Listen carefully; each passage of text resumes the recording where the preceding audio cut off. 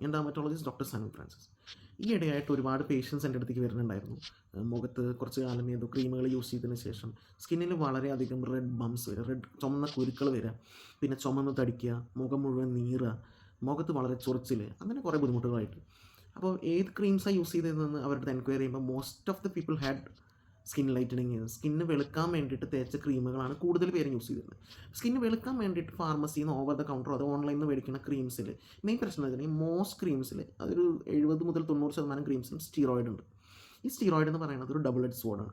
അതായത് ഇരുതെല്ലാം മൂർച്ചയുള്ള വാളാണ്. നല്ല രീതിയിൽ യൂസ് ചെയ്താൽ വളരെ ബെനിഫിഷ്യലാണ്. പക്ഷേ റാൻഡമായിട്ട് ഇങ്ങനെ കുറേ കാലം ഇങ്ങനെ ഒരു കാര്യമില്ലാണ്ട് യൂസ് ചെയ്തുകൊണ്ടിരുന്നുണ്ടെങ്കിൽ സ്കിന്നിലേക്ക് എട്രോഫി, പെർമനൻ്റ് ആയിട്ടുള്ള ഡാമേജ്, ഒരുപാട് പ്രശ്നങ്ങൾ സ്കിന്നിന് വരും. പലർക്കും കുറേ കാലം തേച്ച് കുഷിങ് സിൻഡ്രോം എന്ന അസുഖമുണ്ട്. സ്റ്റീറോയിഡ് കാരണം ഉണ്ടാവണം. അങ്ങനത്തെ അസുഖം വരെ വരുന്ന കണ്ടീഷൻസ് വരും. അപ്പോൾ ഒരിക്കലും ഓവർ ദ കൗണ്ടർ സ്കിന്നിന് വേണ്ടിയിട്ടുള്ള മെഡിസിൻസ് യൂസ് ചെയ്യാണ്ടിരിക്കുക. എസ്പെഷ്യലി സ്കിൻ ലൈറ്റനിങ്ങിന് വേണ്ടിയിട്ടുള്ള ഏജൻസീസ്.